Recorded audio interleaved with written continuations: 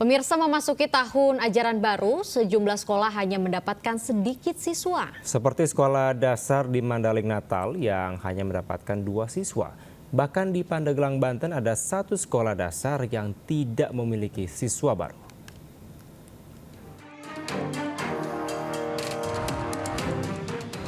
SD Negeri 077 Panyabungan Mandailing Natal, Sumatera Utara tahun ini hanya kebagian 2 siswa baru. Padahal masa tahun ajaran baru segera dimulai Senin pekan depan. Setiap tahun sekolah ini selalu kekurangan siswa baru akibat kurangnya fasilitas sekolah. Salah satunya yakni ketiadaan toilet di sekolah hingga membuat para orang tua enggan menyekolahkan anak-anaknya di sekolah ini. Akibat terus menurunnya jumlah siswa baru di sekolah ini membuat jumlah total siswanya hanya sekitar 60 orang mulai dari kelas 1 hingga kelas 6. Karena fasilitas sekolah kurang, Pak. Oh, artinya nggak diminati lagi ya? Kurang diminati ya? Maksudnya WC-nya nggak ada, Pak. WC guru, WC-nya nggak ada. Jadi anak-anak kalau mau buang air kecil atau buang air besar harus ke sungai sana, Pak. Makanya orang tua nggak membolehkan ke sini sekolah. Kalau udah muridnya segini sedikit tuh gimana Bu jadinya dampak ke kita gitu? Daerah mengajar itu kurang, Pak. Bahkan sebuah sekolah dasar negeri di Kabupaten Pandeglang, Banten justru tak memiliki siswa baru yang mendaftar. Akibatnya, suasana ruangan kelas 1 di Sekolah Dasar Negeri Karaton 5, Kabupaten Pandeglang, Banten kosong, tak ada satupun siswa baru. Bahkan dari kelas 2 hingga kelas 6 hanya diisi oleh sebanyak 36 orang siswa saja. Minimnya siswa karena adanya informasi jika sekolah akan ditutup dan kondisi sekolah yang dinilai tidak layak. Dari SD Karaton 5 untuk tahun ajaran baru tahun 2005-2026 ini belum menerima siswa baru. Dikarenakan mungkin masyarakat mendengar bahwa SD Karaton 5 ini beberapa tahun yang lalu akan di-merger. Tapi pas kesini mendengar lagi masyarakat karena tidak jadi. Tapi akhirnya masyarakat sempat melihat ke sini kondisi sekolah ini yang seperti sekarang ini ya, kondisinya sangat memprihatinkan. Pihak sekolah pun berharap ada perhatian khusus dari pemerintah setempat agar sekolah mereka kembali diminati para orang tua siswa. Tim Liputan iNews melaporkan. Pemirsa, Jakarta Fair 2025 di Kemayoran, Jakarta telah berakhir. Di hari terakhirnya, Jakarta Fair menampilkan pesta kembang api dan pertunjukan barongsai.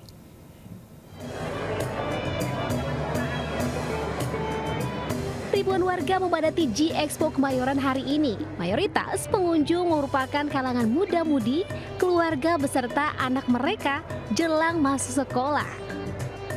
Di hari terakhir, Jakarta Fair menampilkan pesta kembang api dan pertunjukan barongsai pada malam hari. Acara di Jakarta Fair semalam akan semakin meriah dengan konser Mr. Jono Joni dan Guyon Waton. Dari Jakarta, Syahriza Zanski, Ahmad Putra, Dede Rudi, iNews melaporkan. Presiden Prabowo Subianto memulai rangkaian kunjungan kenegaraan di Eropa dan tiba di Brussel, Belgia. Selama di Brussel, Prabowo menjalani sejumlah agenda penting untuk memperkuat kerjasama strategis antara Indonesia dan Uni Eropa.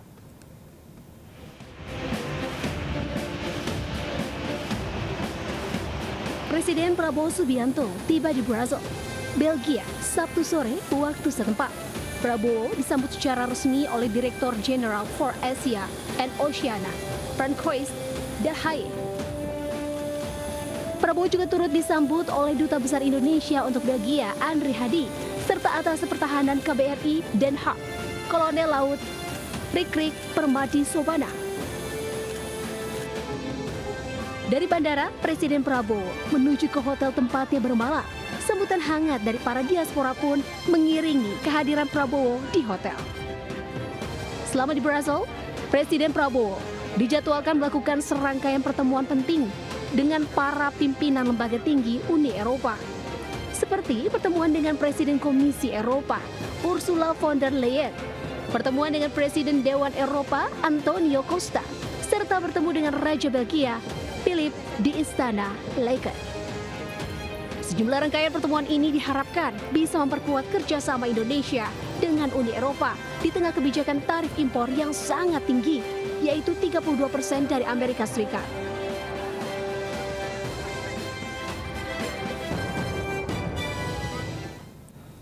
Sebuah rangkaian KRL relasi Jakarta-Kota Bogor terkena lemparan batu hingga alami kerusakan di pintu dan jendela. Diketahui pelaku pelemparan adalah anak-anak yang sedang bermain di pinggir rel yang iseng melempar batu. Bagian pintu dan jendela kaca rangkaian komuter lain ini nyaris pecah usai dilempar batu saat melintas di jalur antara stasiun Cilebut dengan stasiun Bogor, Jawa Barat. Kereta ini adalah rangkaian terbaru buatan China Railway Rolling Stock Corporation yang baru saja beroperasi. Pelemparan batu terjadi Jumat sore saat kereta melintas. Tiba-tiba terdengar suara hantaman yang disusul retakan pada kaca pintu dan jendela. PT KAI Komuter pun berhasil menangkap pelaku pelemparan batu. Setelah mendapat laporan, petugas pengamanan kami langsung melakukan penelusuran dan terduga pelaku berhasil ditangkap, seorang anak laki-laki. Selanjutnya kami serahkan ke kantor polsek setempat untuk dilakukan proses lebih lanjut sesuai dengan aturan yang berlaku. Dua pelaku bocah berusia 8 dan 10 tahun tersebut adalah warga Kelurahan Cipogor, Bogor Tengah. Mereka ditemui oleh para petugas KAI yang menyisir di lokasi pelemparan. Dari pemeriksaan kepolisian, diketahui dua anak sedang bermain di pinggir rel dan iseng lempar batu ke arah kereta yang melintas. Telah dilakukan mediasi atau secara keluargaan di kantor Polsek Bogor Tengah, ya, dari kedua belah pihak, dari pihak PT KAI dan orang tua anak tersebut. Pak, mereka itu sedang apa sih, Pak? Jadi saat itu kedua orang anak itu sedang bermain lempar-lempar batu, kemudian pada saat kereta melintas, batu tersebut mengenai kaca kereta tersebut. Meski tak ada korban jiwa, namun rangkaian kereta buatan Cina itu tidak bisa dioperasikan selama 3 hari ke depan karena harus dilakukan perbaikan. KAI meminta kepada para orang tua untuk selalu mengawasi dan juga memberikan edukasi kepada anak-anak mereka agar tak lagi melakukan aksi pelemparan batu ke kereta api yang melintas. Dari Jakarta, Rani Sanjaya melaporkan. Ke informasi lainnya pemirsa, tim SAR gabungan telah menemukan dan memvisualisasikan bangkai KMP Tunu Pratama Jaya. Berdasarkan citra bawah air, kapal dalam kondisi terbalik di dasar laut perairan Selat Bali.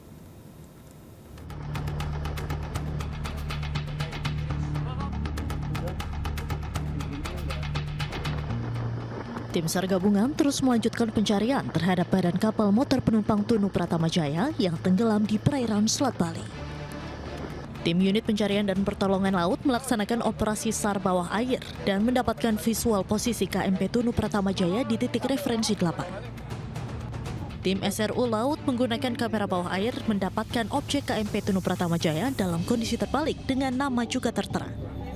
Usai mendapatkan titik bangkai kapal, tim SAR memasang tali hingga ke dasar untuk melanjutkan proses evakuasi bangkai kapal. Hingga saat ini data posko operasi SAR dan potensi SAR gabungan di Pelabuhan Ketapang Banyuwangi menyebutkan hingga Sabtu malam jumlah korban selamat tercatat 30 orang. 18 korban ditemukan meninggal dan 17 korban lainnya masih dinyatakan hilang dan dalam pencarian. Tim Liputan iNews melaporkan.